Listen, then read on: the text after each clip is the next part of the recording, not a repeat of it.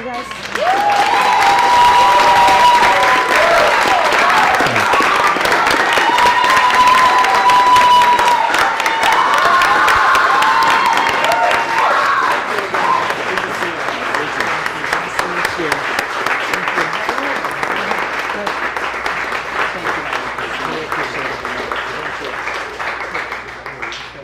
Sure. Congresswoman, we'd like to welcome you first and foremost to Veterans Village. Arnold, I'm sure you have a couple of, you want to say anything? Well, first of all, thank you everybody. There's a few familiar faces and a lot of new ones. I'd like to first thank Shannon Kelly, our Vice President, our only other board member, for being here today, and our staff, Josephine and Wendy and whoever else is here, Councilman Churchio, and excuse me, sorry, thank you. We're very, very honored to have Congresswoman Gabbard here today, and we've spent a lot of time talking about, and she listened intensely to us, and unfortunately I have a lot to say usually, and but we talked about the seriousness of solving the homeless problem for our United States veterans in our country, and ending homelessness, and not just talking about it. And so before I'm remiss at doing this, what other Congressman Churchio? And who else? And there are other elected officials that are here. Councilman, could you stand up, please?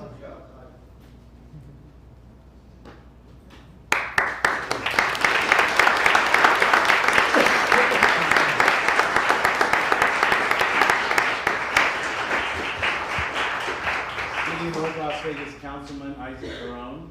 He's actually outside on the... Oh, okay. Are there any other elected officials? There he is.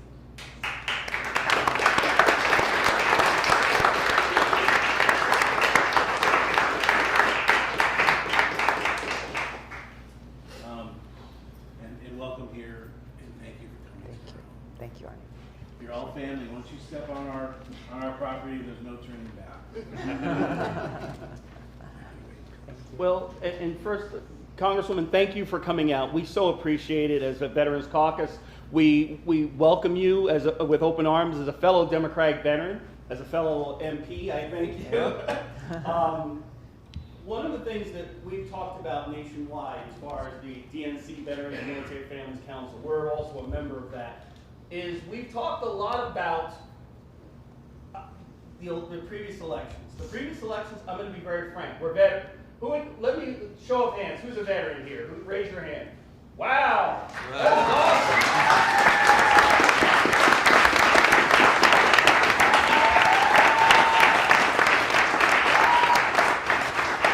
We talk about this. We are less than 1% of this of the American population that defends 100% of it and our allies. We are great Americans, great human beings, and we don't necessarily stand up for ourselves. We get taken advantage of a lot, but we don't stand up for ourselves. And I'm going to be very honest with you. In 2016 and 2018, veterans got ignored a lot. And in Nevada, just so people may not be aware, veterans make up the population is about 300,000 veterans and military families. So more than 10% of the population of Nevada are veterans, and more than 8% of the population across the United States are veterans or active duty service members, about 23 million folks. So we make up a large amount of the electorate, and we make a difference. Unfortunately, we look at things, veterans tend to look at things differently. We're a little bit more goal-oriented, mission-focused, and we like to get things done. But one of the things we wanted to talk to you, and we're trying to talk to all the candidates about, is we've kind of defined what was good for us. What do we want to see out of our candidates? One of the most important duties that you would have as president is potentially sending us to war. That's a powerful, as you have deployed, it's probably the most powerful, most awesome responsibility of the office of the president is in control of the nuclear forces. That's a powerful mission. That's powerful. and you can change the face of the world in a matter of minutes. We see how it happens with a tweet. True. Good timing.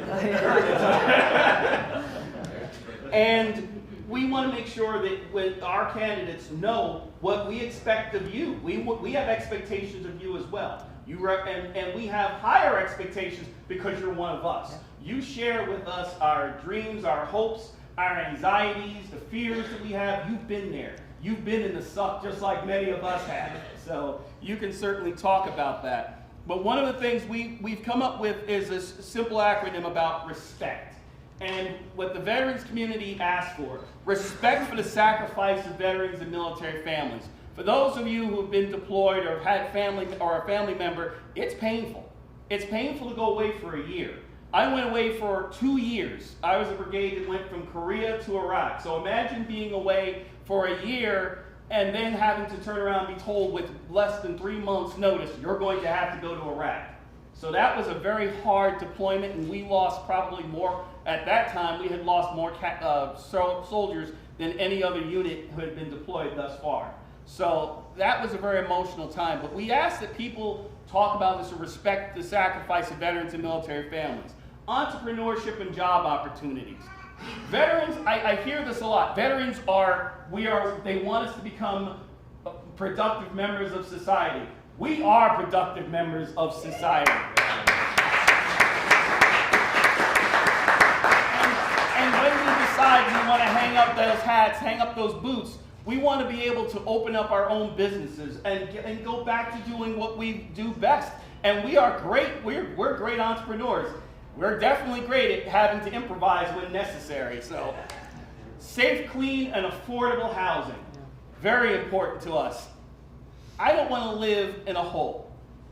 I might have had many a night to sleep in a foxhole when I was in training, but I do not want to live in some place that is not standard. It's not even above standard. I want the best. I think I deserve that. I think we deserve that. Protection from discrimination and harassment. Yes, veterans get discriminated against when we apply for jobs, when we try to go out and return to life. We've seen it. We see it here in Nevada all the time, and unfortunately we don't talk about it. So we want to know that our president is going to be committed to making sure that we're protected from that. We need protection from that discrimination. Efficient and accountable government. We've seen at times when we're seeing it right now in a completely ineffective federal government right now. The president has lost his damn mind. You would agree? Never had in the first place. True. we see this even here. We have to have, and we've seen it with VA, we've seen it within DOD, we've got to have effective, accountable government. That is important to us because if the government isn't able to properly deliver a service, then what's the use? And as Democrats, we believe that government can in fact improve the lives of people, and if the government isn't efficient, if it isn't accountable, then what the hell is the use in being, quite frankly at times, being a Democrat? And I will tell you, on a side note, it's like Assemblywoman Miller pushed a bill, has for the past 2 sessions, been trying to push a bill in our legislature to provide for accountable, efficient government in Nevada. And she's been out there one of the lone voices, and it's hard. So we thank you for doing that, Assemblywoman, and we want to make sure.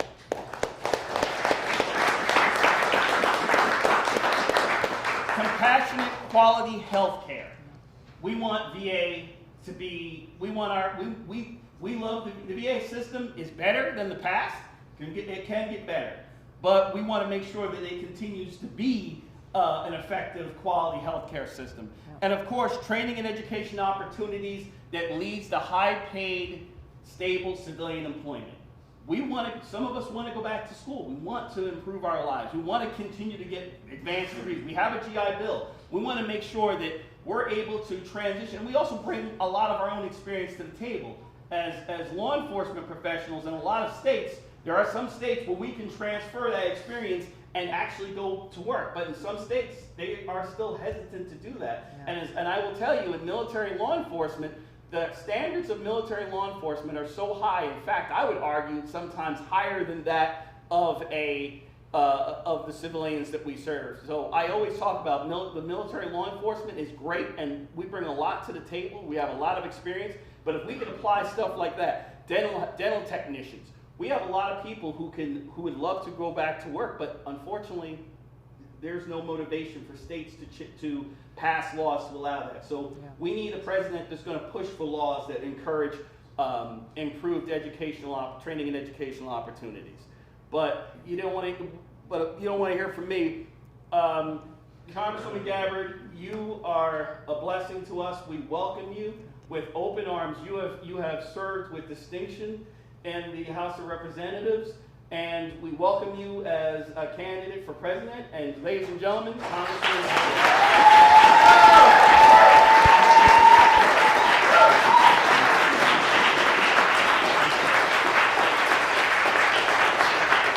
Thank you. Thank you so much, Mike. It is important that we hear from you and to hear about the leadership that you're bringing to our party and the voices that you are bringing forward who unfortunately are too often not heard. I think this is one of the challenges that we have seen, and as veterans we have been frustrated by, not only over the last 2 election cycles, but how for far too long, with both political parties, politicians will gather veterans together, have the photo op, shake the hand, say thank you for your service, but when it comes down to making the actual change, providing the actual care, providing the real services that we need, it turns out that that's all lip service. The fact that there are so many veterans here today further proves the point that we're not going to accept that any longer. We are not going to stand by and be silent.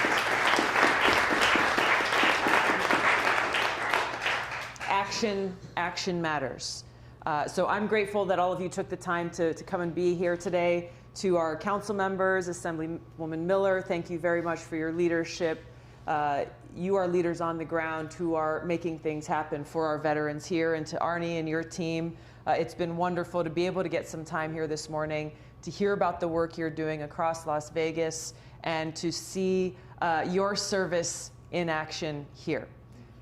When we look at what is at the heart of so many of the challenges we face in this country, the reason why Congress is mired in gridlock, the reason why we see a lack of real results and real solutions being put forward, yes, for our veterans, but for the American people at large, is because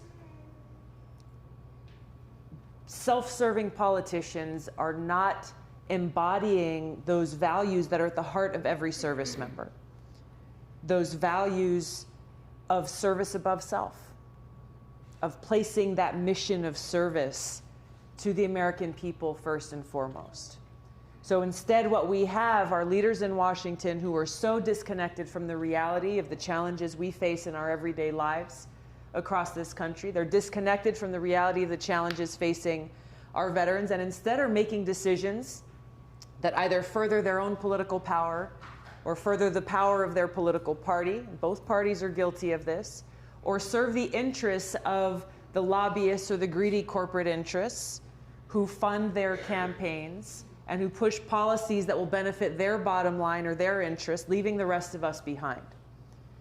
So when you see this kind of corruption that's happening at the highest levels of our government, it's happening before our very eyes, and it's impacting our everyday lives.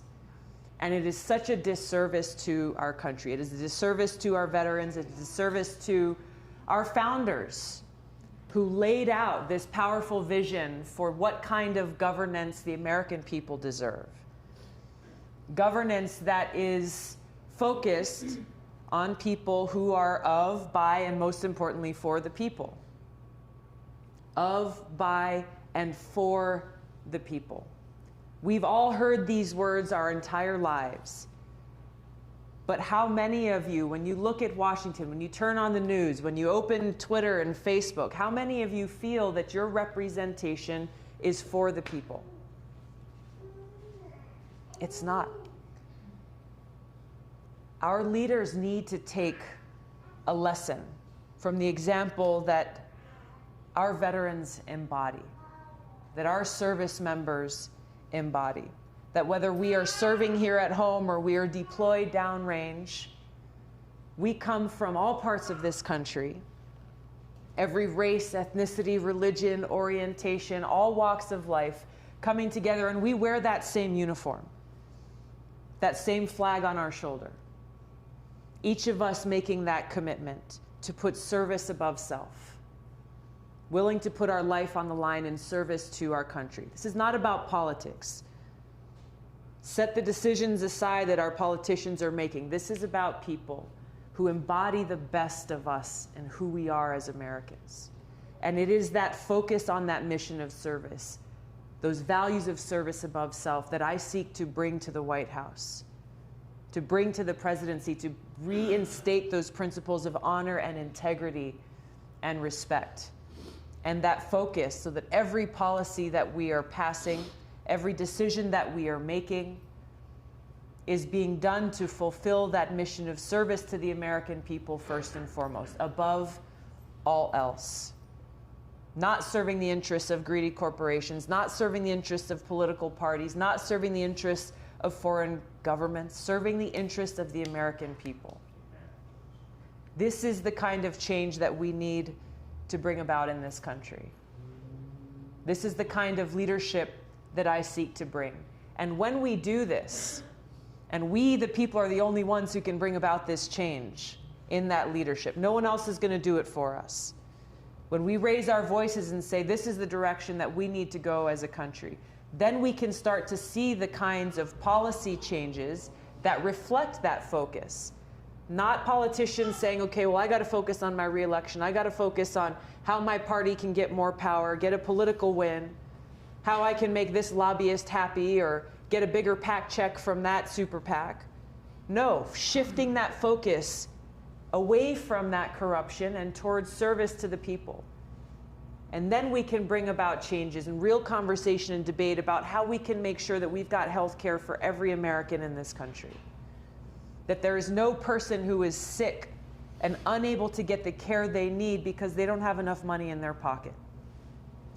We can bring about the kind of change we need to see that invests in our future by protecting our environment, invests in a clean, green, renewable energy economy, invests in making sure we have clean water to drink, making sure that we have clean air to breathe in this great country.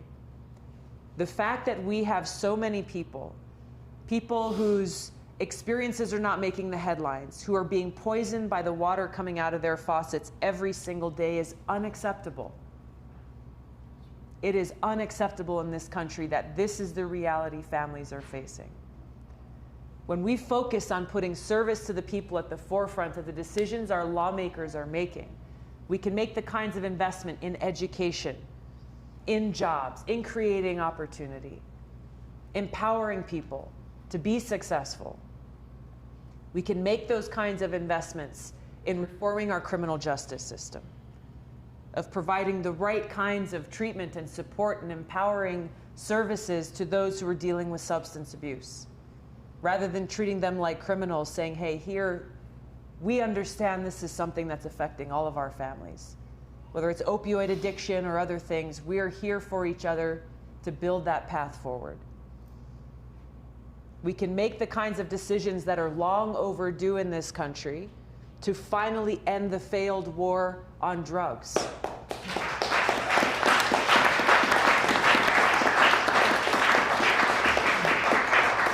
We're seeing much more progress being made at the local and the state level all across this country, for example, in the area of cannabis. The fact that at the federal government, the federal level, cannabis is still scheduled as a Schedule I drug, right along with heroin, while over 33 states have legalized cannabis either for medical use or adult use, is unbelievable, especially when you look at the impacts of this archaic law still being in place, the negative impacts and how it's impacting our families, our businesses, our communities, our prisons, our veterans. A friend of mine who I served with came back home and dealt with opioid addiction. He was told by the VA over and over again, well, here, for your injuries that you sustained in combat, this is what's available to you, these highly addictive opioids, Oxycontin and others. So I don't want it, I don't want it, I don't want it. Sorry, that's the only option that's available to you.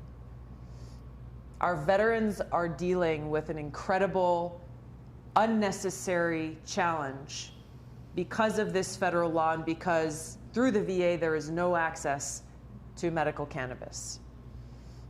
There's a bill that I supported in Congress that had a hearing in the VA Veterans Affairs Committee just a couple of weeks ago that told the VA, hey, you've got to do research into the benefits that would be provided to veterans through the use of medical cannabis.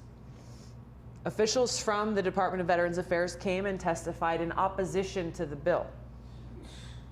They came and testified in opposition, saying as long as marijuana is a Schedule I drug under the Controlled Substances Act, we will oppose any attempts to even look into how veterans could be helped. So I've introduced legislation in Congress, the only bipartisan legislation that would very simply remove marijuana as a Schedule I drug completely. Decriminalizing it, leaving it up to states to regulate as they choose, as they are already doing.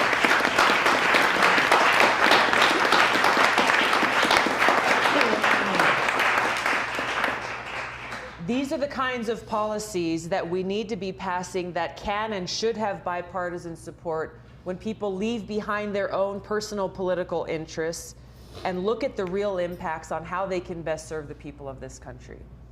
There are so many different issues that we can and that we must address and deliver real results in this country. And until we have leaders who are putting service above self, we will continue to see ourselves mired in the same status quo, the same establishment, dealing with the same problems that have plagued us for so long.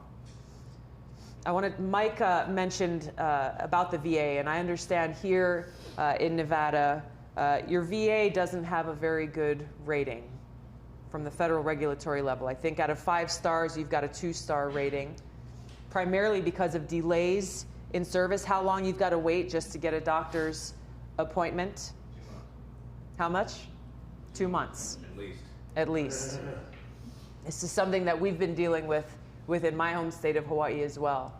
And the culture of fear, of retaliation for those who work in the VA, who are wanting to raise these kinds of issues about how to fix the problems, once again speaks to that corruption in leadership. Where unfortunately we have a VA that too often is serving the bureaucracy of the VA rather than fulfilling its mission of serving our veterans, whether it be with healthcare, housing, or other benefits. Really looking at what are the needs that we need to provide and making sure the resources that we as taxpayers provide in this country are fulfilling that need. We've introduced legislation, address something that Mike brought up about entrepreneurship. Because yes, we have veterans who are coming home dealing with visible and invisible wounds that we've got to make sure that our VA is providing all the services available to help address that. We also have a lot of veterans who are coming home, laying the uniform down, fired up to continue their service, to be successful, to start a business, to carry on their lives, to fulfill their mission in their life. So one bill that we've introduced would provide veterans with the option of using that GI Bill benefit either for education as it exists now, or to take an amount of that money that the government has promised for education and instead use it as a startup fund to start a business.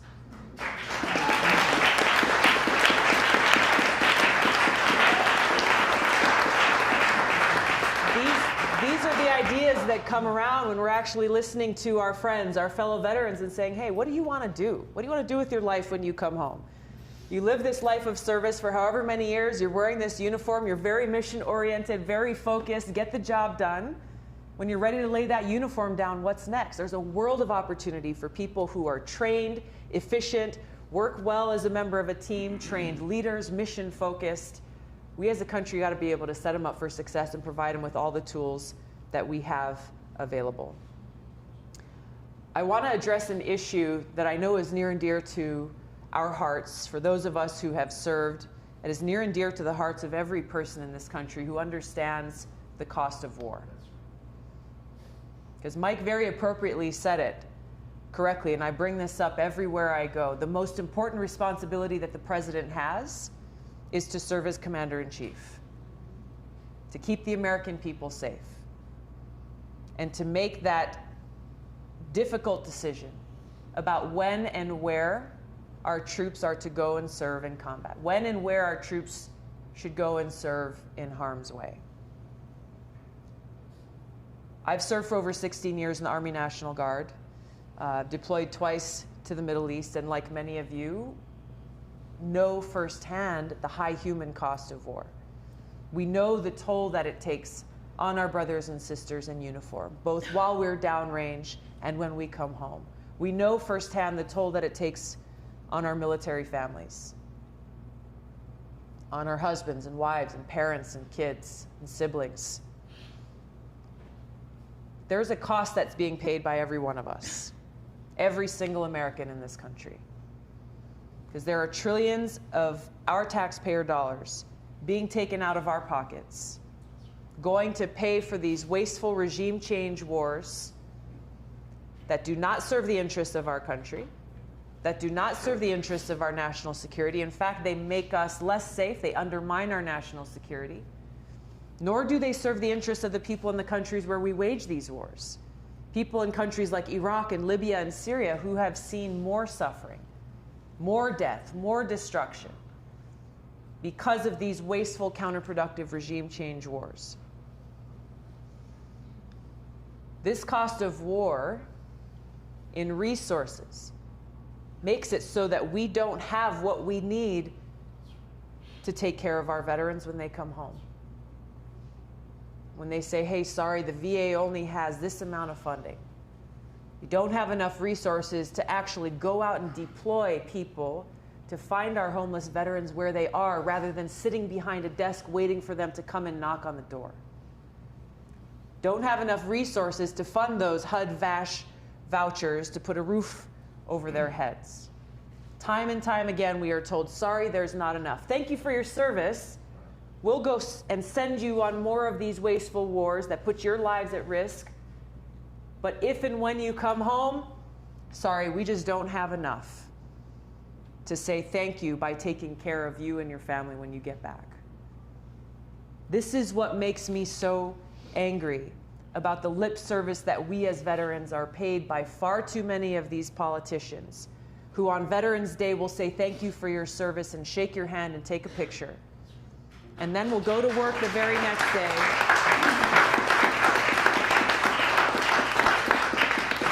We'll go to work the very next day and either vote for or pound the war drums to send more of our brothers and sisters off to fight in these wasteful regime change wars that dishonors their service because it does not fulfill that mission that we sign up for when we volunteer to serve.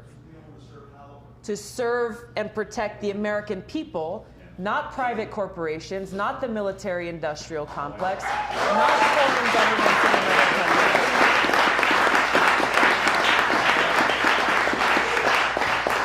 So this is why I'm running for president. Because we need a commander-in-chief who knows and understands the cost of war and who pays the price and who has the strength and the courage to exercise good judgment about our foreign policy. I will end these wasteful regime change wars. I will work to end this new Cold War.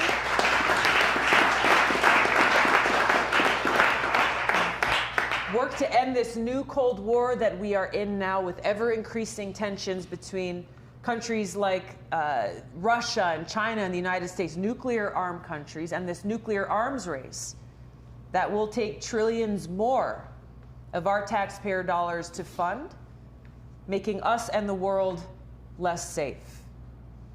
The experience and the leadership that I bring will bring about that kind of change that we need to see in our foreign policy that makes sure that war is always seen as a last resort. Leadership that has the courage to meet with both friends and adversaries in the pursuit of peace and our national security. Leadership that will take those resources, those limited resources that we have, and put them where it's needed. Make sure we've got a trained and capable military to do that job of keeping us safe, to take care of our veterans when they come home or lay down the uniform, and to use those resources to invest in the needs of our communities and our people, in things like healthcare and education, truly affordable housing, supporting jobs and entrepreneurship within our communities, protecting our environment. We have many needs, and unless and until we address this cost of war and the drain in the resources that it has, we will not be able to fulfill that promise to the American people. We will not be able to address those needs that so urgently need help, people who urgently need help. This change doesn't come easily. Otherwise, it would have happened already. We see too often the powers that be who have been benefiting and profiting from these continued regime change wars that many of us served in and that this administration is continuing to wage today in places like Venezuela and in Iran.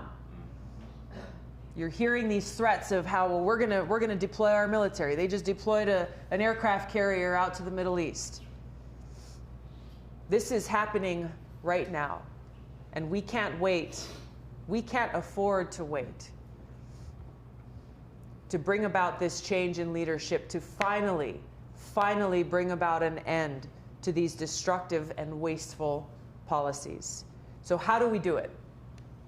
How do we do it? It requires each and every one of us to make sure that our voices are heard.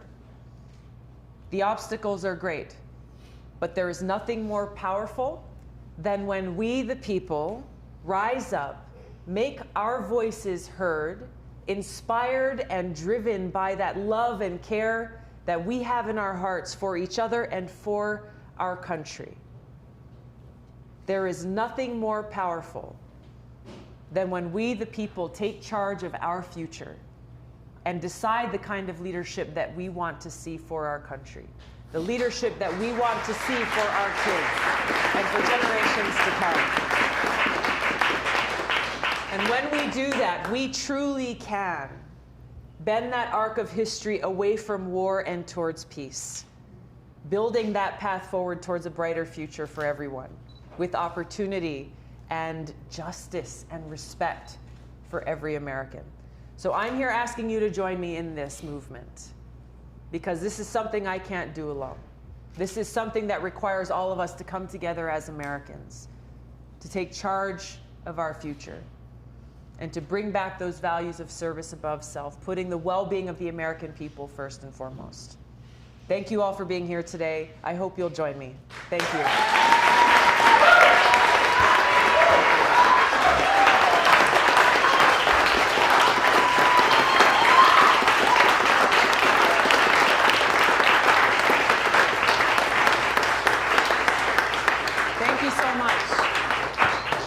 Absolutely. We've got some time for questions or questions, comments, concerns. Yes, sir. In the back. Yes, ma'am. My name is Peter Lopez. I believe you already met my friend, Valenzuela. Yes. Myself, I'm a few times. Veteran. Yeah. I've been deported for 6 years. I don't have any ID, anything. The government took everything from me. He told me a little bit about you. I'm so glad to meet you here today. We've been fighting this for so long. Manuel's been fighting for 10 years. I've been fighting for 6. I've gone to Congress twice, and the politicians, they always ignore us. They say, oh yeah, we'll help, or that's it, that's all we can do. They submitted a couple of bills. Manuel and I, we pushed for Bill HR 1078 okay. and HR 1405. Okay. And they have been introduced, but they've been introduced for the past 2 congressional sessions. It's never gathered more than 70 votes. And just recently, 2 veterans have been released from custody from immigration, one in California and one in Texas. The one in Texas, the congressman there, Gonzalez, he submitted a personal bill for him so he couldn't be deported. Since I don't have any protection at all, I'm asking you if you could sponsor a bill for me some of my veteran friends who have been here. I already asked for a pardon from the governor of New Mexico, and everything seems to be pretty positive, and everything is looking like it will help, or she will give me the pardon, but it's still not enough. Yeah. According to the immigration laws, it will still not be enough for me to come home. And I've been here hiding for 6 years, and I walk the streets, and everybody thanks me for my service, and I'm like, dude, I've been deported, and they're like, what? What the hell? Yeah. I've been stopped twice. I walk now because I'm such a risk of 5 years in prison for being home. For being home, I'm being persecuted. My mom brought me when I was 4 years old. I'm 45 right now, and everybody's like, oh, you're Mexican, this and that, and I always be like, sure, you know, whatever. I always consider myself an American. I grew up American, and when I've been called wetback, I've been called everything, it never bothered me. What bothered me was on January 16th of 2013, when the judge told me that I was a threat to the nation, I was a criminal, and I was a terrorist. And that's why he was removing me from the country. He was telling me, a U.S. Marine, that I would live my life for anyone in this room, anyone in this world. For them to tell me that I'm not an American and that I'm a terrorist, and they expel me from my country, it's the worst that anybody's ever done to me. And that's why the politicians don't listen to us. And since I'm always talking to my mother, I talk to them every day because that's all we got. We go into such depression that we've been fighting this for so long that that's all we got. And that's why when you picked up the issue from a long time ago, you've been on this for a while. Yeah. And even though I cannot say anything and now nobody listens to me, I still observe actions. And you're somebody that I've seen do actions just rather than words. And that's why I'm here, because whatever I need to do to bring back this country to what it was, to the America that I remember growing up, I'll do anything. And if you can sponsor the same private bill for me as they did for Edgar Baltazar in Texas, I got no protection. I got 2 American daughters, 23 and 21, both college graduates. I have my mother's an American. All my sisters are American. I'm just the only one that never took citizenship because I never thought that a paper was going to tell me who I am. I'm an American not by paper. I'm an American by sweat and blood. But I'm asking for help. Yes. Yes, Cesar. I will do all that I can to help you. I want to make sure we get your contact information before you leave here today. I know the governor of New Mexico. We served together in Congress and look forward to being able to reach out to her and work with her to do all we can to help you.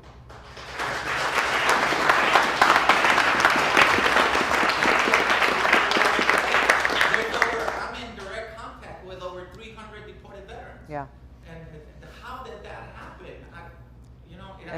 That's where, and we want to do all we can to help you, but like you said, this is a bigger issue that needs to be addressed rather than just on a one-by-one basis. We've got to address the fact that veterans like yourself, who have put your life on the line for our country, are being dishonored and kicked out of the country that you have sacrificed so greatly for. So this is a change that we need to bring about, both in those who are already impacted, but in looking at, and I know there's people who I've served with who are immigrants or who came here as kids like you did, and who thought, hey, I thought when I joined the military, I automatically became a citizen. I never thought that I would have to deal with any deportation or ICE or immigration problems at all. So there's a big lack of information and education and awareness and services being provided to those who are serving in uniform and when they lay the uniform down about the opportunities that they're availed to. So we've got to work this both with those who are being impacted today, but make sure that there are no other veterans who have to go through what you've gone through. Thank you. Make sure we get your information. Thank you. Yes. Welcome, Congresswoman. I'm Victor Rivera. I'm the Communications Chair for Nevada Democratic Veterans and Family Caucus. Thank you for being here. So, when you become Commander-in-Chief, are you willing to look at climate change as a national security issue and take action as such? Yeah. Yeah, climate change continues to pose a great threat to our country and to people around the world. Making it a priority to make the kinds of investments and changes in policy is essential, and that's something that I will do as Commander-in-Chief. I think we've got to recognize that there are changes and investments that need to be made at the federal level, like I said, as we look to transition completely off of fossil fuels and truly invest and build this green renewable energy economy is a must. We have to look at our outdated agriculture industry and frankly the way we live our lives and the food that we eat and the impact that that's having negatively on our environment, the impact that that's having on poisoning the water that we drink in too many communities, that's ruining the topsoil in some of the most agriculturally rich parts of this country. I think it's important that we recognize too, as much as we do here in the United States, and we have to do all that we can, it still won't be enough to halt the advance of the kinds of climate-related threats that we're facing. This is why it's so important as we look at our foreign policy to build relationships that are based on cooperation rather than conflict, because it will take that global action and global leadership to really take this threat of climate change head on. This is what is so problematic about the kind of leadership that we are seeing right now in this country, where this administration is taking a zero-sum approach to how he relates to leaders in other countries, where it's either the United States wins and you lose, or it's nothing. That's not the reality of the world that we live in, and that further undermines our well-being of our people and our country. So whether we're talking about dealing with climate change, trade, our economy, national security, these are all things that require us to be able to work in this global community, work out the differences where they are, but also be able to recognize, hey, we have shared interests, where our peace and stability, security and prosperity can be that shared interest with other countries, and that we are better off when we put that as the goal and the objective. Thank you.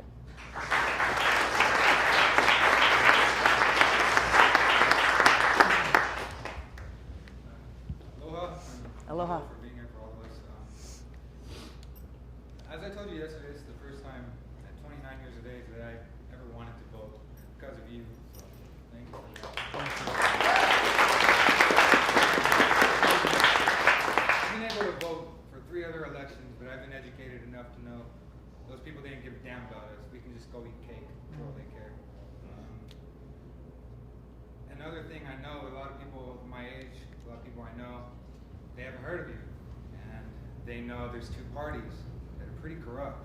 So as a right-leaning libertarian, I ask, would you be able to do anything to make it easier for other parties to run for president? I know the Green Party, there was a candidate yesterday that just, he's being denied any chance to try to get on the platform with you guys. Yeah. That's my question. Thank you. And thank you for being here. It's nice to see you again. I think we've got to address this in 2 ways. There's no question that the power of the 2 political parties is overwhelming and stands in the way of any kind of independent path or a third-party path as the system currently exists. When you look at, for example, our campaign finance structure, that puts a lot of power within the hands of a political party that they can leverage over their elected members. Where we just saw a decision that came out that I disagreed with from the Democratic Congressional Campaign Committee a month or 2 ago that said they won't do business with any vendors or contractors who are working with someone who is challenging an incumbent. Not very democratic, in my view. But this is one example of the kind of power that they have because of the money and the funding that they can either give to help or they can take away if you're not following along in the party line. So when you look at the hyper-partisanship in Washington, I started this out talking about having leaders who will put service above self. This is one reason among many why this is so important. Because otherwise you end up in the situation we're in, which has been one of the most frustrating things I've seen as a member of Congress, where rather than looking at the substance of a bill, having strong debate with people, I agree, disagree with the bill, coming out with the best product possible, what you really end up seeing is like, oh, I'm a Democrat, that's a Republican bill, I can't support that. Or if I'm a Republican, that's a Democrat bill, I can't support that. And then you see someone in your own party who introduces this very similar bill. Oh, okay, oh, it's a Democrat bill now? Okay, that's fine. Now I'm on board. Or you have leaders in the party, and I've heard leaders in both parties say this, say, hey, don't work with that person from the other party because we want to take him out in the next election. And we don't want to give him anything that'll make him look good. There was a news story I read this morning about a former member of Congress, Republican, who was invited to go and testify about climate change. A Republican who's been a leader in trying to bring about the kinds of changes we need to protect our planet. And he was disinvited because he may try to run for his old seat again.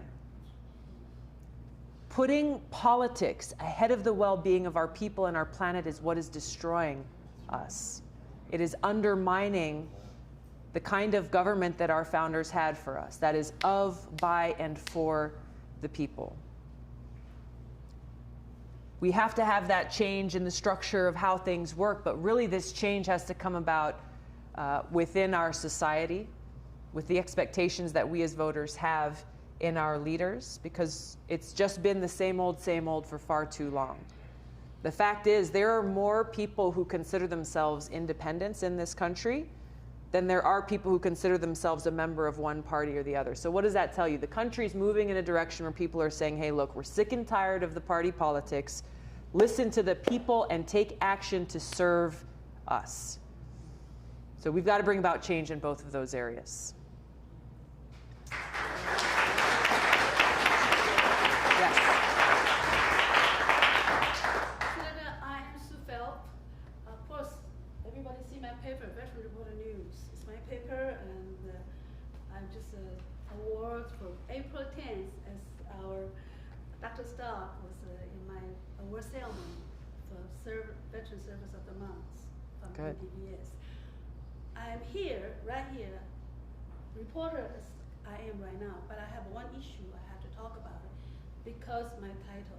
I am the Society of Military Widows, Chapter 34 President in Las Vegas, and as well as a Ghost Star wife.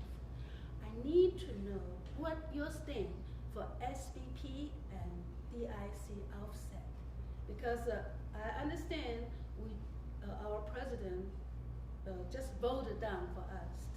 I do believe SVP is from our husband, purchase for their wives. That's right. And DIC is the widows, are the veterans who deserve that benefit from their husband. But at this moment, are the widows who have both DIC and SVPs that could not receive DIC benefit because they offset that. So if you were the president, what will you stand for that? Yeah, I would not stand for that. Once again, this is another example of saying that we honor the sacrifice being made by our troops and their families, and then dishonoring it by not providing that benefit that has been earned through the greatest sacrifice that any person could make. The laying down of one's life in service to our country is a sacrifice made by that individual and their families and their loved ones. And it dishonors that sacrifice when we see what has happened now, where, once again, there's not enough money to make it so that those Gold Star families, those Gold Star widows, are getting the benefits that they have earned through that service and sacrifice of their loved one. So that's something that I would change as Commander-in-Chief, in addition to some of the things that we've seen recently where those survivor benefits now, through the last big tax bill that the Trump administration passed, are being taxed unfairly. Loophole that their Congress is now hurrying to try to fix and create. But once again, having people in positions of leadership who don't know and understand the cost of war and who pays the price, and therefore leaving us with these negative consequences that those who have sacrificed all have to deal with. Thank you for speaking up on this issue. Yes. Thank you, Congresswoman, for being here. My name is Greg Fleming. I'm the secretary for the Nevada Veteran Democrats. Awesome. I'm a 4-year Army veteran. I served 4 years. 1 year in Iraq, 05-06 during the sectarian conflict. And I came back once I got out of the Army with PTSD and other ailments. The VA tried to give me a bunch of pills, and it ended up messing me up a lot worse. The Prozac, the Xanax, the Xylofram, the Oxycontin, it was destroying me. I was a zombie. I know many other veterans, they just basically numbing you, they're drugging you and expecting you to get through life, but it's no way to live life because you're not you, you're a zombie. You're just going through without any thought or emotion. And yet, the one thing that has helped me, you mentioned, is cannabis. It is literally giving me my life back. I was suicidal on those pills, and my friend in college gave me a joint, said, smoke this, we got you. And wow, it was like a woosah to my brain. I was able to talk, and I was able to communicate what was going through all these emotions that, frankly, I wasn't even sure I was ready to deal with or even know I had, because you're just PTSD, you just don't know. But the one thing that saved me life and giving my life back, still preventing me from getting a job. I lost my job at a homeless shelter for veterans, just on the accusation of marijuana. So it's still preventing us from getting jobs. Still preventing us from housing, federal housing. If you're caught with marijuana, you can lose your housing benefits. We still have to spend out of pocket, for marijuana, which could be, anything to get us through a week, but they'll give us millions of pills for free. Right. So we're having to spend out of pocket, not to mention marijuana costs at least $200 in this state just to be able to say, hey, I have an issue, I have medical, and that still can get you fired just for even having that card.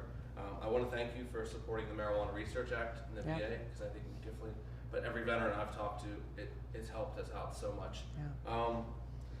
The one thing I want to ask you, because I'm going to be coming to Hawaii in October for my honeymoon. Good. So I'm really looking you forward hope? to that. If all goes well. She's a good woman. But even if I go to Hawaii, I have a medical card that's valid in Nevada. Yeah. I cannot access marijuana in Hawaii unless I pay, I think they just, I don't know if it's passed or not in Hawaii, but they're saying you have to pay $50 just to be able to use the medicine on top of having to pay the money and the taxes to be able to use my medicine,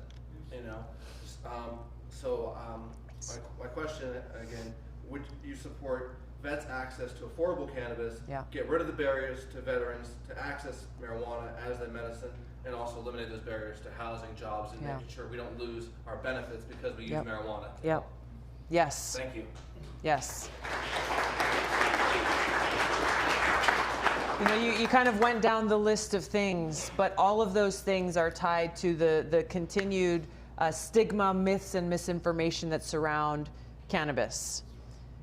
This is one reason why I've introduced legislation in Congress, not only to support research within the VA, but to actually commission a study. It's called the Marijuana Data Collection Act, that commissions the National Academy of Science, a neutral federal agency, to collect data and information from states like Hawaii and Nevada and California and Colorado and others that have passed laws to legalize cannabis in one level or another, to provide an undisputed set of facts, statistics, and information that will counter the misinformation and myths that are so often used to strike down laws that would actually help open up access to medical cannabis, both for people who need it and for veterans. And that would make it so that you're not dealing with the kinds of discrimination that you're facing, whether it be in jobs or housing or education. Just one example, in Hawaii in 2018, we had our legislative session. There was overwhelming support, bipartisan support, for a bill that was passed that would allow those who are addicted to opioids to qualify for medical cannabis in our state. No brainer, right? there are so many states that show, proven in their statistics, that in states that have legalized medical cannabis or adult use cannabis, there has been a direct correlating drop in opioid addiction and opioid-related deaths.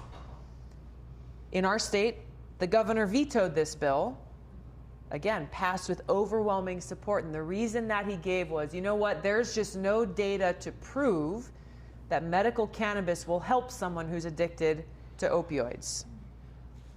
I got so angry because, like you, I know people whose lives have been saved because they were able to get off of those opioids and they had access to medical cannabis. They found that path towards recovery and towards a new lease on life. So I'm pretty passionate about this, and yes, at the federal level, this is where we've got to do our job to deschedule marijuana completely, but also see that same reflection in the laws that are being passed in our states.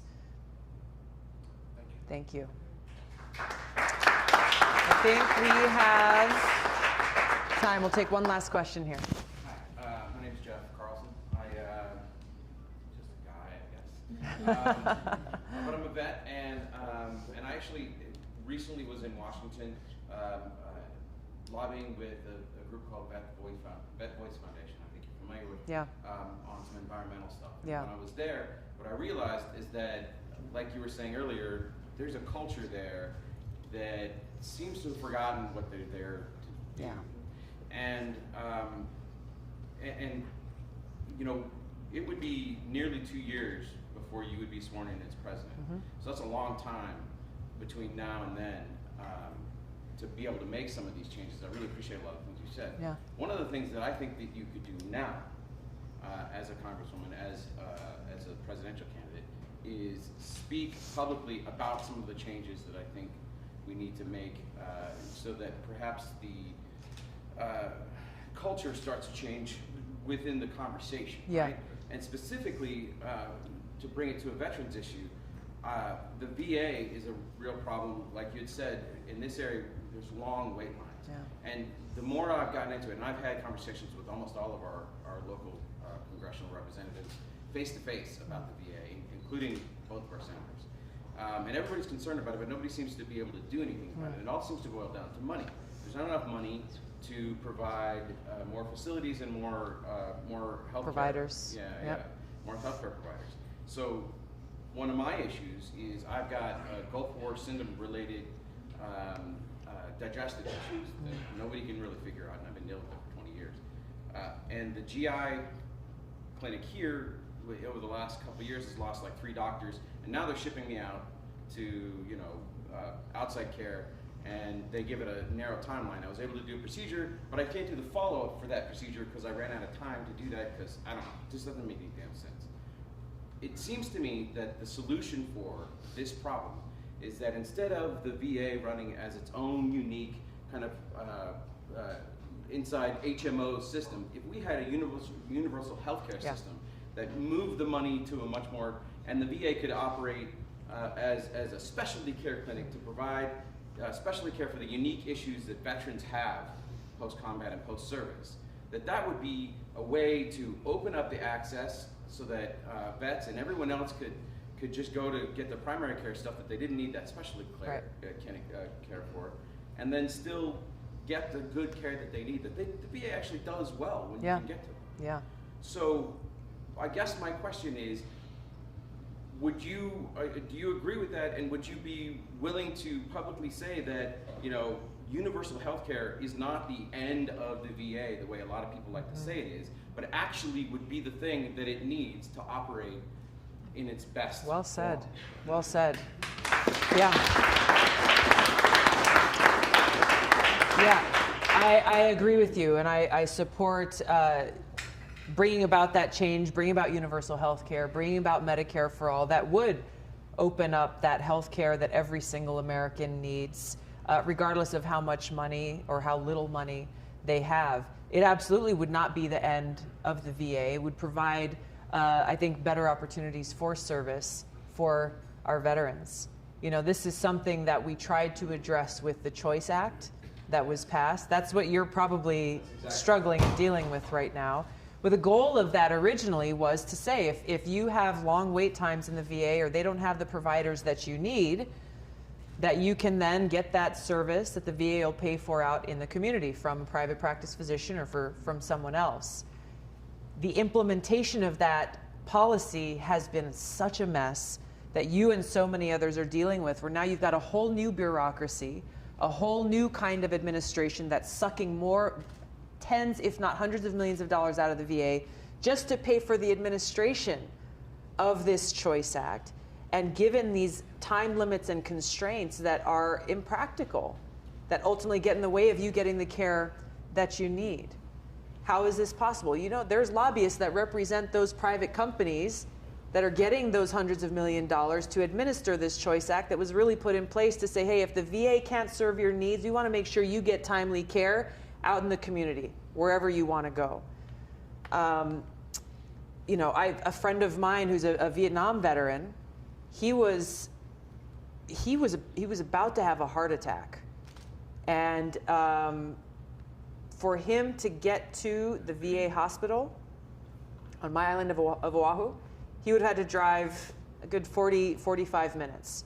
He was already at the ER at the hospital closest to where he lived, and the VA was telling him, no, you don't qualify for the Choice Act, so we got to send a military ambulance to come and pick you up.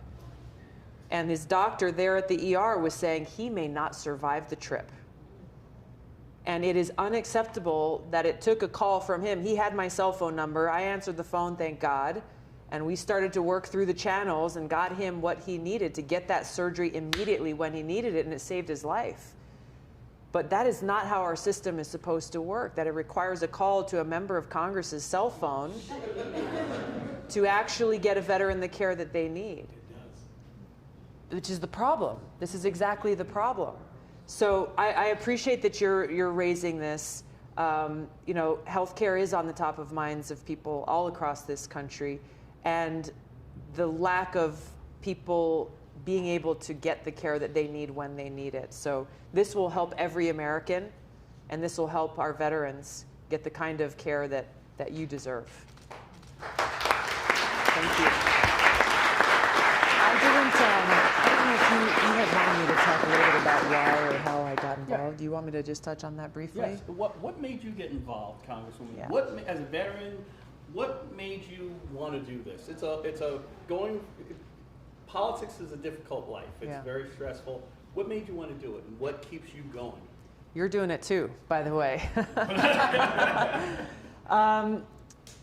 I experienced from a young age, Mike, about how happy it made me when I was doing things for other people. That when I was trying to make a positive impact, whether it was something simple or small in Hawaii, like going and cleaning up trash off the beaches on the weekends with my friends, things like that made me happier than when I was just doing things for myself. So I knew from a relatively young age that even though I didn't know what I wanted to do with my life, I knew it would be this path of service. It was my 2 deployments to the Middle East that motivated me to run for Congress. I had served in the State House previously. I'd served on our city council. But it was those deployments, and I was in Iraq the same time as you were, almost all of 2005. And where I worked in a medical unit where every single day I saw firsthand the high cost of war. Every single day, the very first task that I had was to go through a list, name by name, of every single American casualty that had occurred in the previous 24 hours and what their injury was. And my job was, we had almost 3,000 soldiers in our brigade combat team, and I had to look to see if there were any soldiers from our brigade who were on that list, and to make sure that they got the care they needed either in our field hospital or somewhere in country, or get them evacuated as quickly as possible to wherever they needed to get care. And it was heart-wrenching every single day to see those names. Sometimes seeing people who we knew, right? Others who I never had the chance to meet, but people who we knew had loved ones at home. People who we knew would have to deal with this cost for a long time to come. And I was pretty angry and frustrated in going through this every day because I knew that there were probably not very many politicians who voted to send us to go to war in Iraq, who were laying awake at night, stressed and worried for those who were paying the price, who were dealing with the consequences of that decision that they made. That there were not these politicians who were concerned about our troops, who would come and fly in country and visit us for 24 hours and shake hands and take a picture and then come home and say, yeah, you know, I went to Iraq. Right? How many times have we heard that? I've been to Iraq 37 times. Really? So you think you know, right? They have no idea. They have no idea. And so I came home from both of those deployments, understanding and seeing firsthand that high cost of war, seeing firsthand how in our camp in LSA Anaconda in Iraq, there were KBR Halliburton stamps on everything. Everything, right? From the porta potties to the chow halls to the tents, everything. And when we talked to the folks, the third country nationals who were there working, who they're serving us food in the chow hall, asking them, hey, how much are you getting paid, by the way? I get paid $500 a month to work 12 hours a day, 7 days a week, to be separated from their families for a 2-year contract. Crazy. And so we know who made all the money from those contracts, how much money was wasted, how much was abused. So I came back pretty fired up, wanting to do something about it, and ultimately decided to run for Congress, to be in a position where I have been now from the Armed Services and Foreign Affairs Committees for over 6 years, to be able to do something about it, and recognizing really that there are limits to how much I can do in that position, which is why I'm running for president, to serve you as commander-in-chief, to be that decision maker, to be in that position to make decisions that will end these wasteful regime change wars, that will stop this abuse of our taxpayer dollars, and make sure that those dollars are going towards serving the needs of our people. Thank you. Thank you all so much for being here.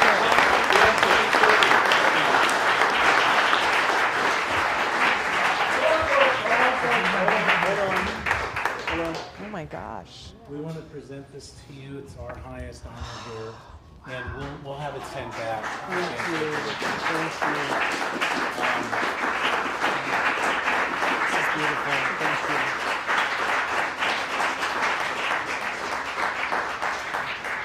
You know, I really appreciate hearing all these stories today, and very much appreciate you speaking. And I can guarantee you one thing. I've never been to war. I've never been in the service. But there will never be a United States veteran that walks through our doors that we don't help. And that we can assure you. And we hope that spreads across the United States. Thank you for everything that you're doing and for making and keeping that promise. Thank you. So much. This is so awesome. Thank you.